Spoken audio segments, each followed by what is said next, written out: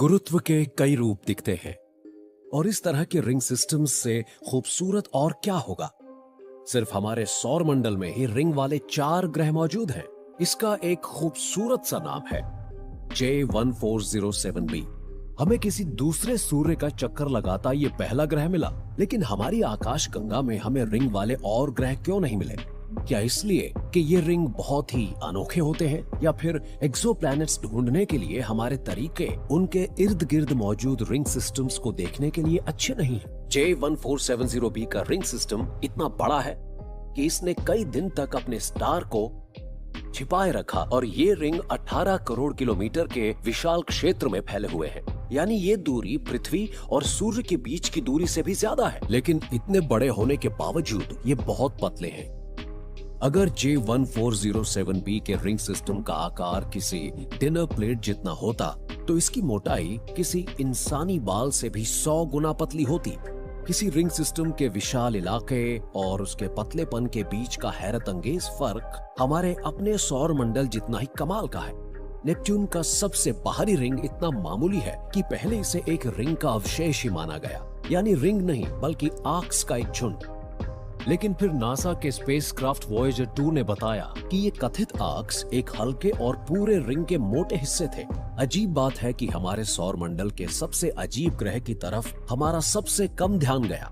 Voyager 2 अकेला ऐसा spacecraft है जिसे आज तक यूरेनस के टोही मिशन पर भेजा गया। ये सूर्य का चक्कर लगाने वाले 2 विशाल बर्फीले ग्रहों में से एक है। 20 साल लंबी गर्मियों के दौरान यूरेनस पर सूरज कभी नहीं छिपता और सर्दियां भी लगातार 20 साल चलती हैं, तब यहाँ रात रहती है। गैस वाले करीबी ग्रहों के विपरीत यूरेनस ठंडा है, इसमें कोई गर्मी पैदा नहीं होती है। यूरेनस ग्रह बहुत ही अजीब जगह है। यूरेनस के बाहरी वायुमंडल का तापमान बहुत गर्म है, 500 डिग्री फ़ारेनहाइट, यही कोई 260 डिग्री सेल्सियस से भी ज्यादा। लेकिन सौर मंडल में यूरेनस के बादल सबसे ठंडे भी हैं। इनका तापमान है 0 से भी 240 डिग्री नीचे। ये किस तरह का समुद्र है? ये अमोनिया से बना है या पानी से? कुछ वैज्ञानिकों को लगता है कि ये सागर तरल हीरों से बना हो सकता है, यानी हमारी स्पेस एजेंसीज के लिए ये जगह बहुत काम की साबित हो सकती है। अब इसके बारे में कुछ और बातें हो जाएं। ये ग्रह अपने ऑर्बिटल प्लेन के लगभग 90 डिग्री के कोण पर सूरज के आसपास चक्कर लगाता है। हमारे सौर मंडल में एक और ऐसी दुनिया है जिसका हमारे हिसाब से रिंग नहीं है। जुपिटर के रिंग्स इतने हल्के थे कि जमीन पर मौजूद कोई टेलीस्कोप इन्हें देख ही नहीं पाया। इनका पता चला वॉयेजर 1 के जुपिटर के पास से गुजरने के समय। हमारे सूर्य के इर्द गिर्द अगर किसी ग्रह का रिंग सिस्टम सबसे शानदार, बड़ा और चमकदार है तो वो है सैटर्न यानी शनि। ये आंखों से नजर आ सकने वाला सबसे दूर दराज ग्रह है और इसने हमारे पूर्वजों को काफी प्रभावित किया था। सैटर्न का रिंग सिस्टम 2,80,000 किलोमीटर चौड़ा है, लेकिन इसकी मोटाई औसतन लगभग 100 मीटर के आसपास ही है। हॉयगन्स को ये सबसे पहले पता चला कि दुनियाओं के चारों तरफ रिंग हो सकते हैं और सैटर्न उन्हीं में से एक था। उन्होंने तो इसके सबसे बड़े चंद्रमा टाइटन का भी पता लगाया। उनका जन्म 17वीं सदी में पेरिनाल्डो में हुआ था, जो अब इटली में है। कैसिनी ने शुरुआत वैज्ञानिक होने के तौर पर नहीं की थी, बल्कि उनका करियर एक सूडो साइंटिस्ट, एक एस्ट्रोलॉजर के तौर पर शुरू हुआ था। एस्ट्रोलॉजी इस विचारधारा पर आधारित एक विषय है कि हर ग्रह में कुछ खास खूबियां होती हैं और इन दूर दराज दुनियाओं का असर हम इंसानों पर पड़ता है। ये निर्भर करता है इस बात पर कि हमारे जन्म के समय कौन सा ग्रह चढ़ रहा था और कौन सा गिर रहा था।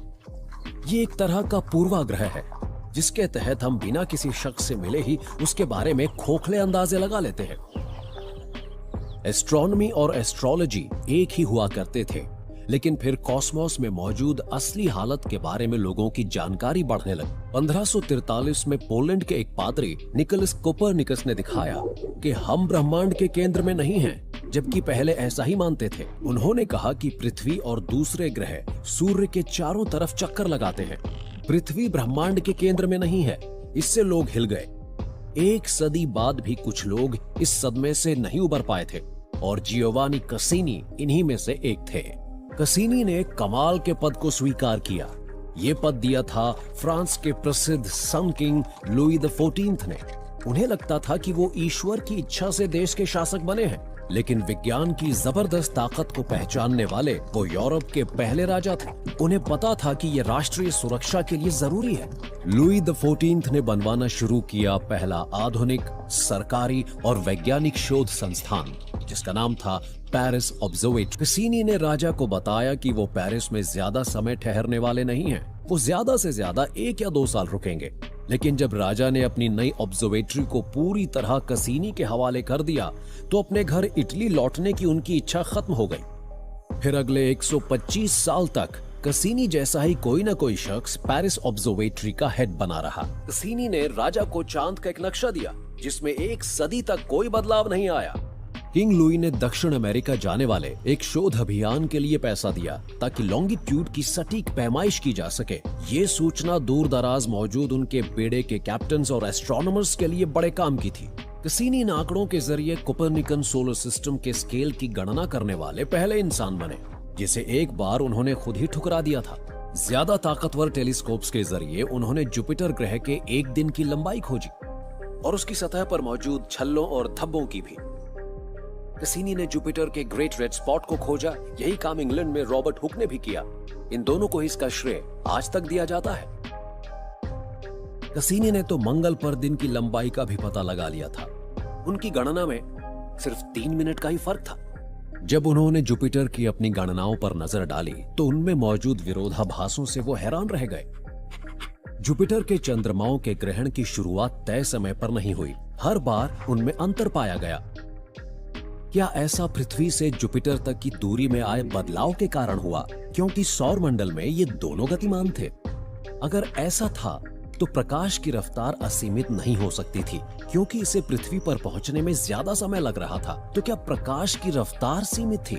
कसीनी के लिए इस सोच से इत्तेफाक रखना ज्यादा ही अजीब और नया था। उन्होंने फौरन इसे रिजेक्ट कर दिया। अगर वो सबूत के आधार पर चलते तो वो हमें कॉस्मोस के बारे में एक ऐसा पैमाना देते जिसे हम 350 साल बाद भी इस्तेमाल करते हैं। लेकिन कसीनी एक कंजर्वेटिव शख्स थे, इसलिए उन्होंने इस अनोखी खोज को नजरअंदाज करते हुए भुला दिया। कई साल बाद डेनमार्क के एक एस्ट्रोनॉमर ओले रोमर पेरिस ऑब्जर्वेटरी में कसीनी के सहायक बन गए। रोमर ने खुद जुपिटर के कुछ चंद्रमाओं के ग्रहणों का अध्ययन किया और आंकड़ों में उन्हें वही गड़बड़ियां मिली जिन्हें कसीनी ने नजरअंदाज कर दिया था। लेकिन रोमर ने ऐसा नहीं किया। ये थे प्रकाश की सीमित रफ्तार से जुड़े सबूतों के अंश। एक ऐसा दौर भी था जब कसीनी आंकड़ों पर इतना यकीन करने लगे कि उन्हें किंग लुई की नाराजगी मोल लेने में जरा सा भी डर नहीं लग रहा था। राजा ने कसीनी से साम्राज्य के क्षेत्र की सही गणना करने के लिए कहा। अभी तक किसी ने भी सटीक नक्शा बनाने की कोशिश नहीं की थी जिसमें फ्रांस के या फिर और किसी भी देश के पहाड़, नदियां और घाटियां साफ साफ दिखाई गई हो। कसीनी ने इस चुनौती को स्वीकार किया, लेकिन उन्हें जो नतीजे मिले उनसे शायद राजा खुश नहीं होने वाला था। कसीनी ने राजा को बताया, सम्राट, मेरे पास आपके लिए निराश करने वाली खबर है।